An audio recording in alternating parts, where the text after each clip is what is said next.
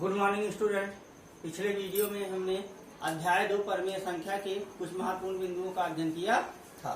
आज के इस वीडियो में हम उससे आगे के बिंदुओं के बारे में अध्ययन करेंगे। आइए देखते हैं उसके आगे का अगला महत्वपूर्ण बिंदु क्या है। तो अगला हमारा महत्वपूर्ण बिंदु है परमीय संख्या का निरपेक्ष मान। परमीय संख्या का निरपेक्ष मान। परमीय संख्या का निरपेक्ष मान उसका अचिह्नित संख्यात्मक मान होता है। अगर कोई पूछे कि निरपेक्ष मान किसे कहते हैं तो आप लिखेंगे परमीय संख्या का अचिह्नित। परमीय संख्या का अचिह्नित संख्यात्मक मान उसका निरपेक्ष मान कहलाता है। उसका निरपेक्ष मान कहलाता है। तो आप सीधे लिखेंगे परमीय संख्या का अचिह्नित संख्यात्मक मान निरपेक्ष मान कहलाता है। उसके बाद जो है हम अध्ययन करेंगे, देखेंगे जो परमीय संख्या होती है, जो परमीय संख्या होती है उसका निरपेक्ष मान सदैव धनात्मक होता है। प्रत्येक परमीय संख्या का निरपेक्ष मान सदैव क्या होता है? धनात्मक होता है।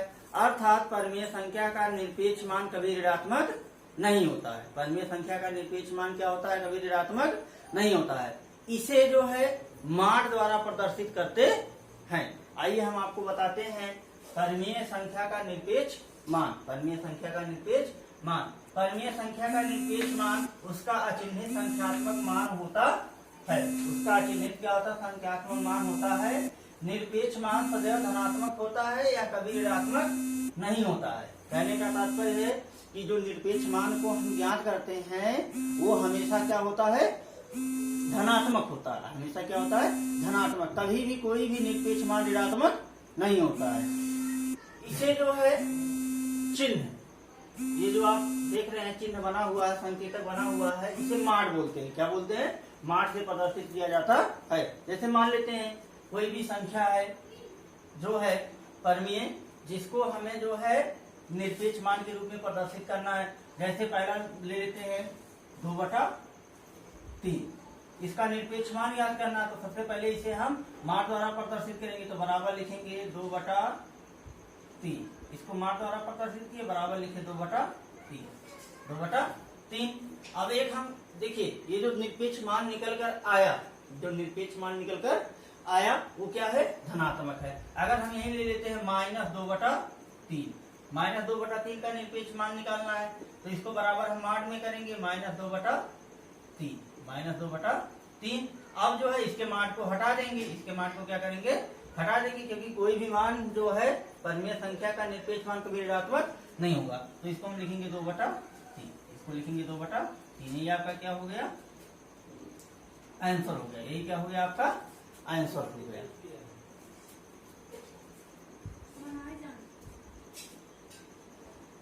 अगला हमारा टॉपिक है परमीय संख्याओं का संख्या रेखा पर निरूपण। परमीय संख्याओं का संख्या रेखा पर निरूपण। तो परमीय संख्या का संख्या रेखा पर निरूपण से पहले हम जान लेते हैं संख्या रेखा किसे कहते हैं। संख्या रेखा किसे कहते हैं? रेखाओं पर संख्याओं के प्रदर्शन को संख्या रेखा कहते हैं। रेखाओं पर संख्याओं के प्रदर्शन को क्या कहते हैं? संख्या रेखा कहते हैं। अब कोई भी रेखा है, अगर उस पे संख्याओं को हम प्रदर्शित कर देते हैं तो संख्या रेखा कहलाएगी। संख्या रेखा के मध्य में क्या होता है? शून्य होता है। संख्या रेखा के मध्य में क्या होता है? शून्य होता है। दाहिनी तरफ संख्या रेखा पर शून्य के दाहिनी तरफ जो है धनात्मक पूर्णांकों को प्रदर्शित करते हैं। संख्या रेखा पर बाईं तरफ ऋणात्मक पूर्णांकों या ऋणात्मक परमीय संख्या को प्रदर्शित करते हैं। शून्य जो है संख्या रेखा के मध्य में स्थित होता है। शून्य एक ऐसा परमीय या पूर्णांक है जो ना तो धनात्मक होता है और ना ही ऋणात्मक होता है। शून्य एक ऐसा परमीय संख्या या पूर्णांक है जो ना तो धनात्मक होता है और ना ही ऋणात्मक होता है। अब परमीय संख्या का संख्या रेखा पर कैसे निरूपण करेंगे? अब चूंकि बताए परमीय संख्या धनात्मक भी होती है, ऋणात्मक भी होगी। अगर धनात्मक परमीय संख्या होगी तो दाहिनी तरफ प्रदर्शित करेंगे, अगर ऋणात्मक परमीय संख्या होगी तो बाईं तरफ प्रदर्शित करेंगे। लेकिन परमीय संख्याओं को कैसे प्रदर्शित करेंगे कि उसका जो है निरूपण हम आसानी से जान सकें। आइए देखते हैं इसके महत्वपूर्ण बिंदुओं को जो हम आप बताए हैं उसको नोट कर लीजिएगा। जैसे मान लेते हैं आपको जो है 3/4 को प्रदर्शित करना है। संख्या रेखा पर 3/4 क्या है? एक परिमेय संख्या। ये क्या है? एक परिमेय संख्या है। तो हमें परिमेय संख्या पर जो है यह एक परिमेय संख्या है, संख्या रेखा पर इसको प्रदर्शित करना है। तो सबसे पहले हम बताए हैं आपको कि संख्या रेखा पर जो है शून्य क्या होता है? मध्य बिंदु होता है। शून्य क्या होता है? मध्य बिंदु होता है। अब 3/4 क्या है? धनात्मक है कि ऋणात्मक है? ये कौन सा परिमेय संख्या है? धनात्मक। तो धनात्मक परिमेय संख्या, इसका मतलब ये दाहिनी तरफ प्रदर्शित होगा। अब इसको देखेंगे, इसका हर कितना है? 4, अंश कितना है? 3, अंश कितना है? 3। जब हम इसको लिखेंगे 4/4 तो हमें क्या प्राप्त होगा? 1। क्या प्राप्त होगा? 1। अब हम यहाँ देखेंगे 1 के बारे में, यहाँ -1 हो गया और यहाँ +1 हो गया। अब 4/4 हम करेंगे तो हमको क्या प्राप्त होगा? 1 प्राप्त होगा। तो इसका हर कितना है? 4। तो हम शून्य से 1 के मध्य की दूरी को 4 समान भागों में, 4 समान भाग का मतलब है सबकी बीच की दूरी क्या हो? बराबर हो। किसके बीच की? शून्य से 1 के बीच की। तो इसको हम 4 बराबर भागों में बांटते हैं। 1 भाग, 2 भाग, 3 भाग, ये आपका हो गया चौथा भाग। ये कौन सा भाग हो गया? चौथा। यहाँ हो गया क्या? 1।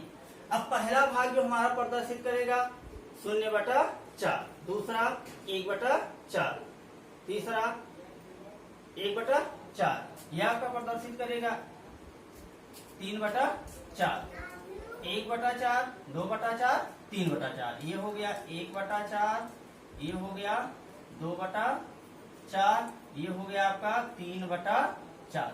तो आपको किसको प्रदर्शित करना था? 3/4 को। तो हमारा 3/4 कहाँ आके प्रदर्शित हुआ? यहाँ पे। कहाँ पे आके प्रदर्शित हुआ? तीसरे खाने पे। तो यहाँ लिखेंगे, यही है आपका कौन सा भाग है? 3/4। 3/4 ये तो हो गया शुद्ध परिमेय संख्या। परिमेय संख्या का निरूपण। कहीं कहीं आपका मिश्रित परिमेय संख्या मिल जाती है। जैसे यहाँ हम कर दे, इसी परिमेय संख्या को बदल के कर दे जो है 7/4। कितना कर दे? 7/4 को प्रदर्शित करना हो। इसको प्रदर्शित करना हो 7/4 को। अब 7/4 को प्रदर्शित करने के लिए हमें संख्या रेखा की लाइन को और आगे बढ़ानी पड़ेगी। संख्या रेखा की लाइन को क्या करनी पड़ेगी? और आगे बढ़ानी पड़ेगी। अब 7/4 क्या है? मिश्रित परिमेय संख्या। परिमेय संख्या तो है लेकिन मिश्रित परिमेय संख्या। 4 एकम 4, 4 3 7, अर्थात 1 सही 3/4, 1 सही 3/4। तो 1 सही 3/4 ये हुआ, अर्थात एक खाना आपका क्या हो जाएगा? संपूर्ण हो जाएगा। एक खाना क्या हो जाएगा? संपूर्ण हो जाएगा। अब दूसरा खाना हमें पूरा करने के लिए तो यहाँ लिखना पड़ेगा 8/4, अर्थात बराबर 2। तो हम यहाँ बराबर क्या करते हैं? 2 को लेकर आते हैं। यहाँ पे 2 को लेकर आते हैं, यहाँ भी -2। अब एक तो आपका पूरा भाग हो गया जो संयुक्त था। उसके बाद 3/4, अर्थात दूसरे भाग को कितने भागों में बांटना? जितना इसका क्या होगा? हर होगा। जितना इसका क्या होगा? हर होगा। तो इसका हर कितना है? 4। तो दूसरे भाग को 4 बराबर भागों में बांट दीजिए। 1 भाग, 2 भाग, ये आपका 3 और 4। तो पहला भाग क्या प्रदर्शित करेगा? 1 सही, ये तो हो गया 1 सही 1/4, 1 सही 2/4, 1 सही 3/4, 1 सही 3/4, ये हो गया 1 सही 3/4 या 7/4 या 7/4। ये तो हो गया संख्या रेखा पर जो है संयुक्त या मिश्रित संख्या का प्रदर्शन। संयुक्त या मिश्रित परिमेय संख्या का प्रदर्शन। संयुक्त या मिश्रित परिमेय संख्या का प्रदर्शन। संयुक्त या मिश्रित परिमेय संख्या का जो है संख्या रेखा पर प्रदर्शन। इस प्रकार से हम संख्याओं को जो है संख्या रेखा पर प्रदर्शित कर सकते हैं। अगर शुद्ध परिमेय संख्या है तो इस प्रकार से, अगर मिश्रित परिमेय संख्या है तो इस प्रकार से हम अनंत रूप से परिमेय संख्याओं को जो है संख्या रेखा पर प्रदर्शित कर सकते हैं। इसी तरह हम जो है ऋणात्मक परिमेय संख्याओं को भी प्रदर्शित कर सकते हैं। जैसे मान लीजिए धनात्मक परिमेय संख्या थी तो शून्य के दाईं तरफ चले गए, शून्य के दाईं तरफ चले गए। अगर ऋणात्मक परिमेय संख्या होगी तो हम किधर प्रदर्शित करेंगे, बाईं तरफ। किधर प्रदर्शित करेंगे, बाईं तरफ। अब देखिए बाईं तरफ कैसे हम प्रदर्शित करेंगे, बाईं तरफ कैसे प्रदर्शित होता है संख्या रेखा पर। जैसे मान लेते हैं कितना है 5/4, कितना है 5/4 क्या है, एक परिमेय संख्या है, -5/4, -5/4 ये क्या है, एक ऋणात्मक परिमेय संख्या है। तो जब ये ऋणात्मक परिमेय संख्या है तो हम संख्या रेखा पर बाईं तरफ आएंगे। नंबर लाइन जो हमारी होगी उसके किधर आएंगे, लेफ्ट साइड में आएंगे। और लेफ्ट साइड में सबसे पहले हम इसके डिनोमिनेटर को चेक करेंगे कि इसके कितने पार्ट हैं। तो डिनोमिनेटर को चेक करेंगे तो यहाँ देखेंगे 4 पार्ट है, लेकिन कौन सी परिमेय संख्या है, ये मिश्रित परिमेय संख्या। कौन सी परिमेय संख्या है, मिश्रित, क्योंकि इसको लिख सकते हैं -1 सही 1/4, -1 सही 1/4। तो यहाँ से यहाँ तक के भाग को एक भाग, यहाँ -1 हो गया, यहाँ जो है -2 हो गया, यहाँ -2 हो गया। तो एक भाग तो आपका संपूर्ण हो गया। दूसरे भाग को हम कितने भाग में बांटे, जितना की जो है रेशनल नंबर का डिनोमिनेटर हो, जितना की रेशनल नंबर का क्या हो, डिनोमिनेटर हो। अब इसका देखेंगे डिनोमिनेटर के कितने पार्ट है, 4। तो यहाँ से हम क्या करेंगे, 1, -1 और -2 के जो बीच की डिस्टेंस है इसको हम सेम साइड में, सेम पार्ट में डिवाइड करेंगे। सेम पार्ट में क्या करेंगे, डिवाइड करेंगे। और सेम पार्ट में डिवाइड करके कितने सेम पार्ट इसके बनेंगे, जितना कि इसका डिनोमिनेटर है। तो डिनोमिनेटर कितना है, 4 है। तो इसको हम जो है 4 पार्ट में, सेम 4 पार्ट में डिवाइड करेंगे। 1 पार्ट, 2 पार्ट, 3 पार्ट और 4 पार्ट। अब फर्स्ट पार्ट इसका क्या जो है प्रूव करता है, 1/4, 1/4। तो यहाँ 1/4, 2/4, 3/4। तो यहाँ लिखेंगे यहाँ सीधे लिखेंगे डायरेक्ट -1/4 करना है इसको। तो यहाँ लिखेंगे -5/4, यही आपका क्या हो गया, ऋणात्मक परिमेय संख्या का संख्या रेखा पर प्रदर्शन। क्या हो गया, ऋणात्मक परिमेय संख्या का संख्या रेखा पर प्रदर्शन हो गया।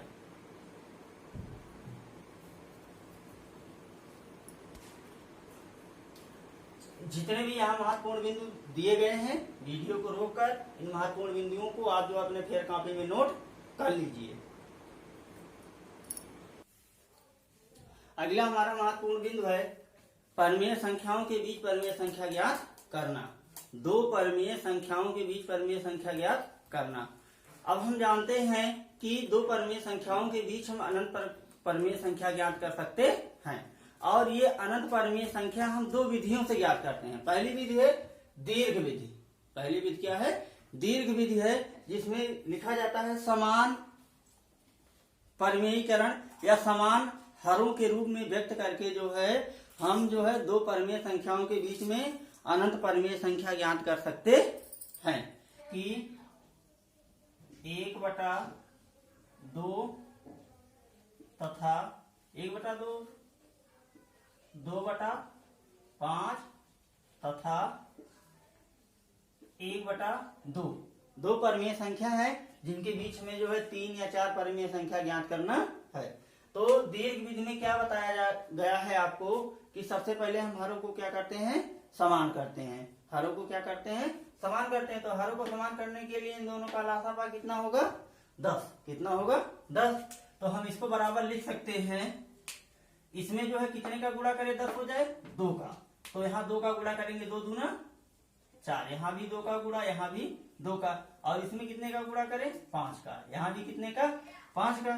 तो आपका क्या हो जाएगा, तो इसको हम बराबर लिख सकते हैं, 2 दूना 4, 5 दूना 10 तथा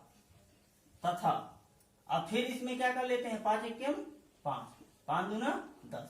दोनों का हर क्या हो गया, समान हो गया। दोनों का हर क्या हो गया, समान हो गया। अब आप कहेंगे कि ये तो 4/10 और 5/10 दोनों समान हैं, तो इनके बीच में परिमेय संख्या ज्ञात ही नहीं कर सकते हैं। पुनः हम इसको लिख सकते हैं, क्या लिख सकते हैं, दोनों में कितने का गुणा कर दे, कितने का गुणा कर दे, 10 का।